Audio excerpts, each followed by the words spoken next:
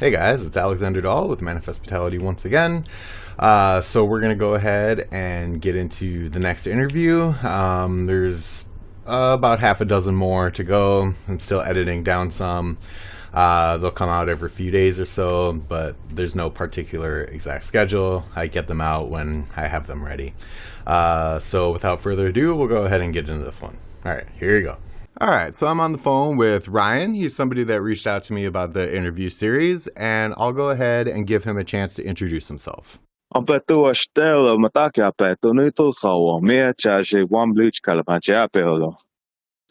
everybody. My name is Ryan LittleEagle.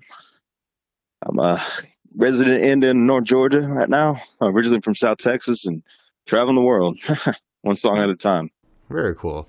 So give me a little bit of background about how you first got into music and about how you identified with it. What was it about music that really kind of made you realize it was an important facet that you needed in your life?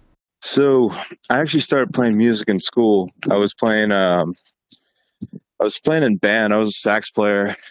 I don't think it really hit me then. It wasn't until I moved away and ended up meeting some different people up here in North Georgia area. And I actually got introduced to a siatanka, the indigenous flute. And for me, that's kind of where I started getting an itch in playing and learning more. And playing that indigenous flute, I don't know, for me, music became like a cultural identity. It was a way of me being able to connect with my roots, being indigenous, and, a way to kind of keep, I don't know, I guess it made me feel part of like my culture, and it was like a teaching tool too that I got to use, and spreading awareness of not only like Native culture and Native music, but like struggles that, a lot of people face both, out in the country and around the world. Awesome. So in that sort of background of learning and identifying with music, what were some of like the key components that really kind of stuck out, like thematically? For me, I don't know what it is about the flute. It like Native music in general, it's a tie of modernization with tradition. And for me, I think it was that tradition that kind of sought me out and like allowed me to kind of find myself. And with that tradition, like I said, it's like a connection to the old ones. A lot of Native people, we kind of lose our culture. A lot of it's happened through assimilation and different acts and stuff that the government's passed, and the boarding schools. And it's like a way of keeping our voice alive is where it came from me, and it stuck out. And that's the biggest thing, like keeping our voice alive. A lot of people act like Native people died off in the old Westerns. But like things like, for me, it was the Native flute, the drum, doing a traditional singing. It just like, it allows us to show that we are still here. Definitely. That we're still human beings, and that we never died off, and that our way and our culture never died. Sure. So you kind of mentioned that you look at musicianship as also the ability to help you travel the land and everything. What are some of the key like progressive moments that brought you from learning your instrument to being able to create music with it that kind of gave you the ability to wander? Well, I mean, with me, like I said, I did band and I had a little background in music theory and stuff. I think making tunes stood out to me when I started kind of playing on the Native festival circuit, the powwow circuit. And I think that's when one of the moments was when I think it was the Cherokee County Mother's Day Native American Festival in Canton, Georgia, when I got a chance to play in front of people for the first time. That's kind of where it started. It showed me like, okay, it's becoming a voice for me. It's becoming a way of allowing me to speak, maybe where my words can't.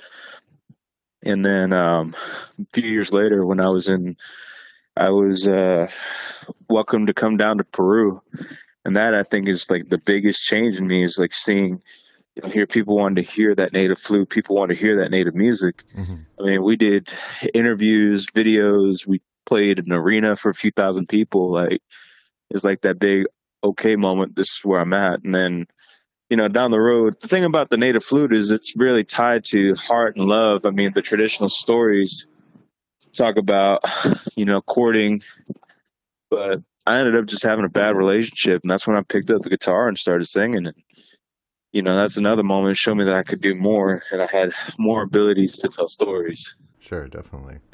So along those lines, what would you say kind of is your voice? What are the types of stories that you do like to tell? I would just say it's stories of the heart. Sometimes it really depends. I don't know that I really have a one set way of doing things.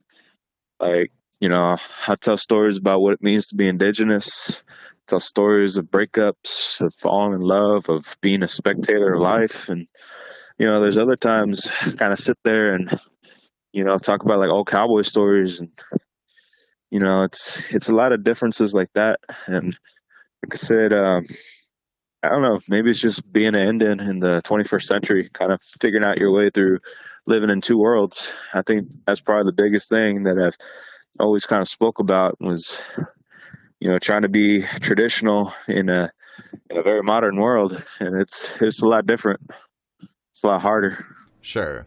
In the vein of music specifically, what kind of were the steps you took to be able to perform live and then get out into more of like, for lack of a better word, like the secular music circuit and music scene? I think it's just when you're growing up, you're exposed to a lot of like modern music. For me, my dad exposed me to a lot of stuff from like the 70s, 80s, from rock to funk to blues. My mom was a big country fan. My stepdad was a country fan. So I grew up being around all the old songs and grew up watching like George Strait and Garth Brooks and all that stuff. And when I came into playing traditional music, like I said, I wanted to do something different. And that's where like the singing came from. It's like picking up on other ways and other stories. Um, it's always an interesting journey because I never saw myself being a musician, but it just kind of came with I guess it came with the flute first, and it was because being indigenous, being a young indigenous person, a lot of people look up to you to be out there in the community, and like I said, it became a tool for teaching and bringing Hmm. awareness and spreading awareness, and it kind of like that responsibility as I got better at it and started creating music. That responsibility was, I guess, bestowed on me Hmm. as a person to come out and use it as a tool. How do you interact with fellow people that are in your community that also are musicians, whether it be native instrumentation or any other way that it's presented in the native community? Well, I mean, the Native community is a really strong community and a really, I mean, we talk about like being Deoshpe or being like a family. And the Native music family is really, really like that. We all kind of support each other and build each other up and, share stories and swap stories. And, we all kind of find our own little voice and saying. For me, I've had a lot of uncles and aunties and cousins who sat there and like helped promote my music and help me find new avenues. My uncle got me to where I was heard and winning awards with like the Native American Music Association. Hmm. And I mean, I think music has allowed us all kind of figure a way of kind of speaking, talking to each other. Like I said, and I think in all communities, but specifically for me, it was the Native community. It was a voice, and the Native community, we all have a different way we're trying to say things, and it's the same universal message of living together and understanding our balance in this world. Hmm. And I think for me, my instrumentation, it spoke to people just like theirs spoke to me. And I don't know, it became a new form of communication, kind of brought us together. Awesome. That's very cool. So do you perform more on the contemporary music circuit, or do you kind of look exclusively to perform in the community?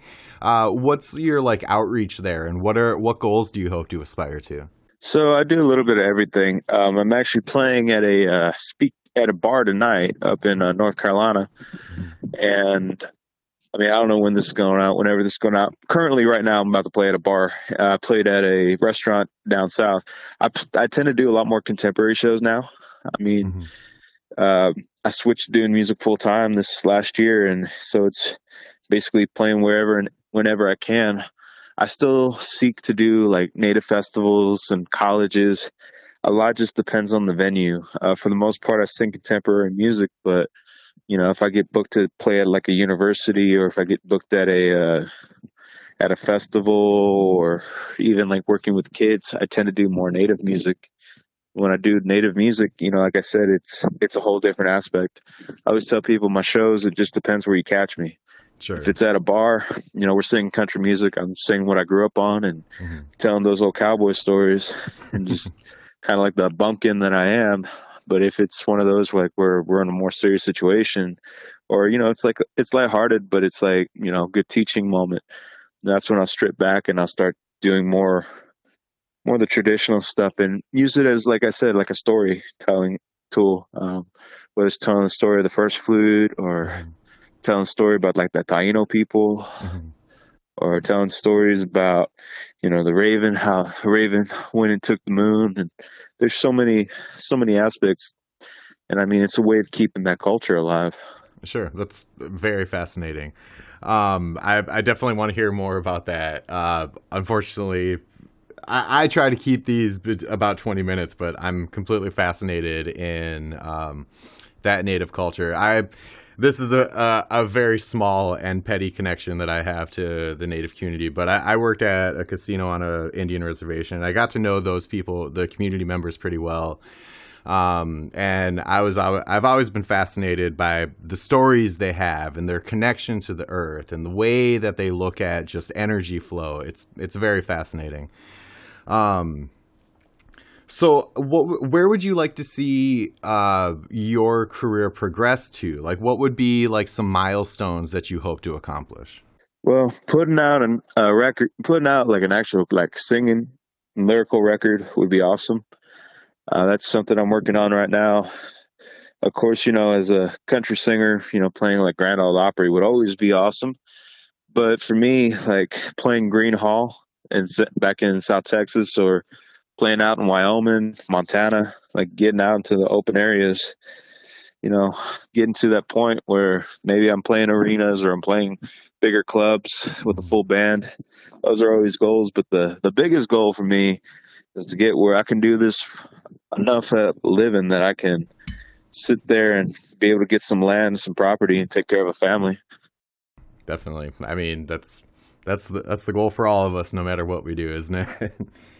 um, so with that being your goal, it definitely seems like you're on a good path to make that happen. It sounds like you're regularly booking shows, even through this pandemic. You're playing tonight. It sounds like you're making good strides to accomplish your goals.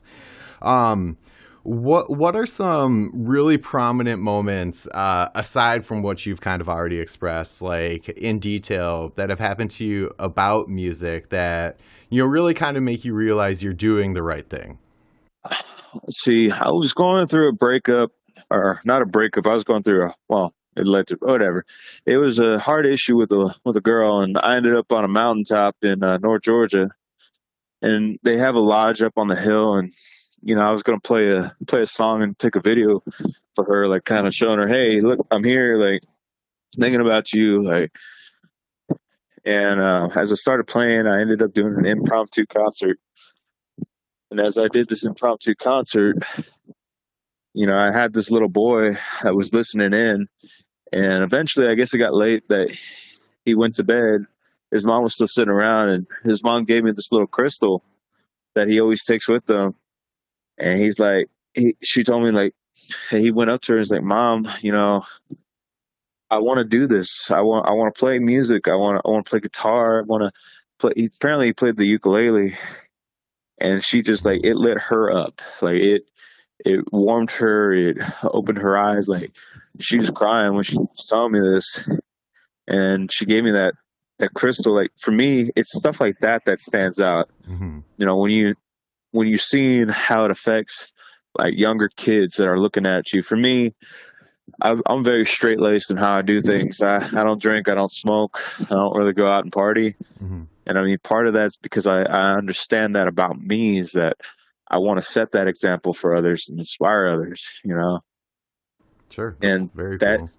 that was one that really stuck with me. And then another instance I had was, um, man, I'm trying. Well, actually, when I was picking some music back in Texas, I had just moved back home, and you know, before I get up and start playing, you know, they look over to me and they're just like, "Welcome home." Nice. That was another one that really stuck out to me because like all I ever wanted to do was go home and play music, go back to Texas, you know, go out west, and you know, when they sit there and that was the first thing they said to me, you know, that always stuck with me. Awesome. So on that note, where can people go listen to your stuff? Like, what links do you have where people can listen to you? Yeah. So you can find me on my website, which is RyanLittleEagleMusic.com. It's Ryan Little and then the bird Eagle music.com. And there you can, of course, keep up to date where I'm going to be at, what all I'm doing. Most of my links are up there. Of course, you can find me on Spotify. And I just released a new single back on the 21st. So that's kind of making the rounds right now. And, you know, you can find me Apple Music, Amazon Music. What else is it? iHeartRadio, Pandora. Apparently, I got stations on there. Mhm. Of course, just type in Ryan Little Eagle. I guarantee if you Google me, it'll pull me up. Mhm. I'm one of the few people like that. But you know, it's a keen way of keeping up with where I'm at. I always update Facebook the best, so I always tell people to check out there. But Mhm. you know, of course, those are some of the areas you can find me at least. Awesome. So, what I like to do is give the person I'm interviewing the last word, a message that resonates to you that you want to put out there for people. Uh, well, the message I would have to say is Wawahula, which in Lakota means walk quietly, walk humbly, be proud, but leave no tracks. You know, my uncle always tells me when we walk in this world, we are Ikche Uchasha. We're just a simple common person. You know, we're a human being, and with everything we do, no matter how much success we have or how little success we don't have, we're all human, and to always remember that, always remember where you come from. So, yes, that would be my my last word to leave.